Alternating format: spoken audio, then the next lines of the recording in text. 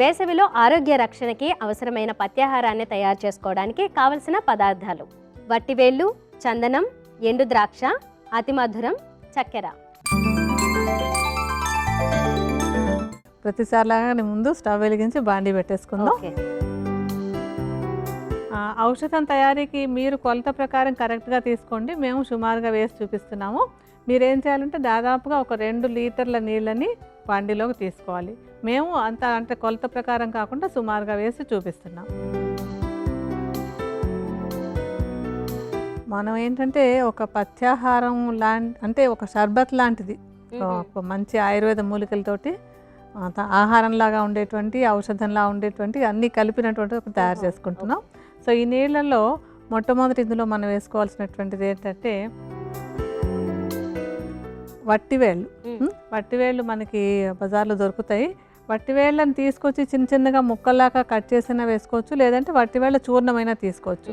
ఇప్పుడు 2 లీటర్ల నీళ్లు పెట్టుకున్నారు కదా, ఈ 2 లీటర్ల నీళ్ళలో సుమారుగా 400 గ్రాముల పరిమాణంలో వట్టివేళ్ళని చిన్న చిన్న ముక్కలుగా తరిగి కానీ చూర్ణంగా కానీ తీసుకుని ఇందులో వేసుకోవాలి. మనం సుమారుగా కొంచెం వట్టివేళ్ళ చూర్ణాన్ని ఇందులో వేద్దాం. ఇప్పుడు తర్వాత అతి మధురం అంటాం, ఎస్టిమస్ అని కూడా అంటారు దీన్ని, అతి మధురం అని చెప్పి. ఇప్పుడు మనం వేసుకున్న వట్టివేళ్ళు చాలా చలవ చేసేటువంటిది.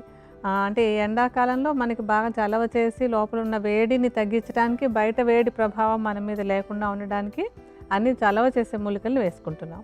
ఇందాక వేసుకున్న వట్టివేలతో పాటు ఇప్పుడు అతి మధురాన్ని అయితే ఇందాక మనం 400 గ్రాములని లెక్క చెప్పుకున్నాం కదా, ఇది అంత ఎక్కువ అవసరం లేదు. ఊరికేనే ఒక 20 గ్రాములు 25 గ్రాముల పెద్దగా లెక్కగా అక్కర్లేదు, సుమారుగా వేసుకుంటే సరిపోతుంది అనమాట. ఒక 25 గ్రాముల ప్రమాణంలో అతి మధురం చూర్ణాన్ని కూడా వేద్దాం.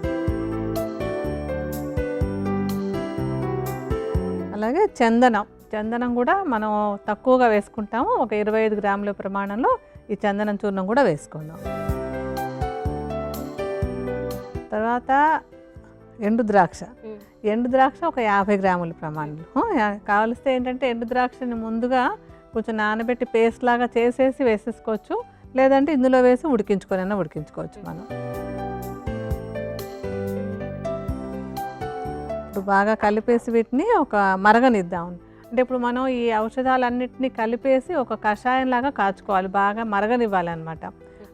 దాదాపు ఒక 2 లీటర్లు పోసాం కదా మనం నీళ్ళు, అది ఇంకొక సగానికంటే కూడా తక్కువ, అంటే సుమారుగా ఒక 500-600 మిల్లీలీటర్లు వచ్చే వరకు దాన్ని మరిగించుకోవాలి. సన్నటి మంట మీద మరిగించుకోవాలి, ఎప్పుడు పెద్ద మంట మీద పెట్టకూడదు. సన్న మంట మీద సుమారుగా సగము 4వ వంతుకు మధ్యలోకి వచ్చేలాగా కాచుకుందాం దాన్ని.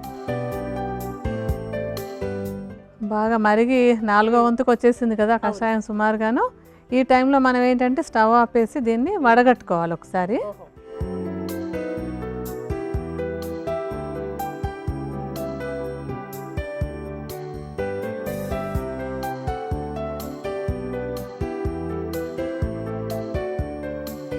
ఎండు ద్రాక్ష అందులోకి వడగట్టడానికి రావట్లేదు కనుక మనం అందులో వేసేసుకోవచ్చు దాన్ని.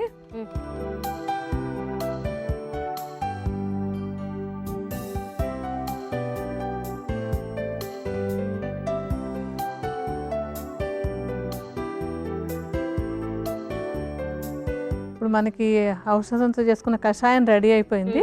దీన్ని ఇప్పుడు ఇంకా మనం చేసుకోవాల్సిన పని ఉంది. మళ్ళీ స్టవ్ వెలిగించుకొని ఒక బాండీ పెట్టి పాకంలాగా చేద్దాము.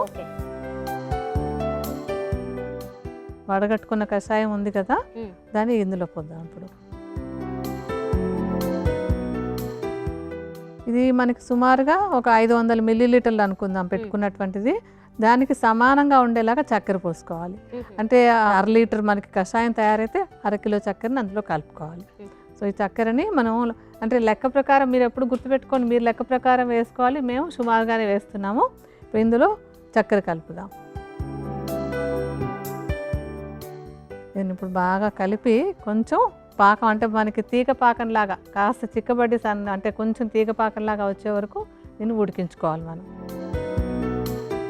అంటే రకరకాల షర్బత్లు అవి కూడా చేసుకుంటూ ఉంటారు కదా, ఇది మనం ఏంటంటే మూలికలతో చేసుకున్నాం.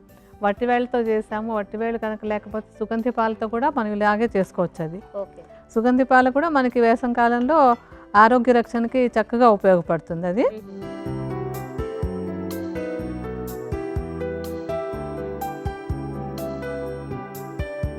ఇది ఒక్కసారి రెడీ చేసుకుంటే ఎన్ని రోజులు వాడుకోవచ్చు? ఒక 3 నెలల వరకు బాగుంటుందమ్మా. ఎందుకంటే ఇప్పుడు మనం షర్బత్లు అవి చేసి పెట్టుకుంటాం కదా, అదే విధంగా ఇది కూడా పంచదార అది వేసి పాకంలాగా చేస్తున్నాం కనుక ఒక 3 నెలల వరకు, అంటే ఎండాకాలంలో ఒకసారి చేసి పెట్టుకుంటే కాలం అంతా వాడుకోవచ్చు. ఫ్రిడ్జ్లో పెట్టాలా, బయట పెట్టుకున్నా? నార్మల్గా అవసరం లేదు, మామూలుగా సరిపోతుంది. చక్కెర అంతా బాగా కరిగిపోయి కొంచెం చిక్కపడుతూ ఉన్నట్టుగా ఉంది కదమ్మా. అంటే ఎక్కువ పాకం ముద్దగా అయిపోక్కర్లేదు, లైట్గా తీగ పాకంలో వస్తే చాలు. ఇంకా మనకి అది రెడీ అయిపోయినట్టే. స్టవ్ ఆపేసి బౌల్లోకి తీసేసుకుందాం.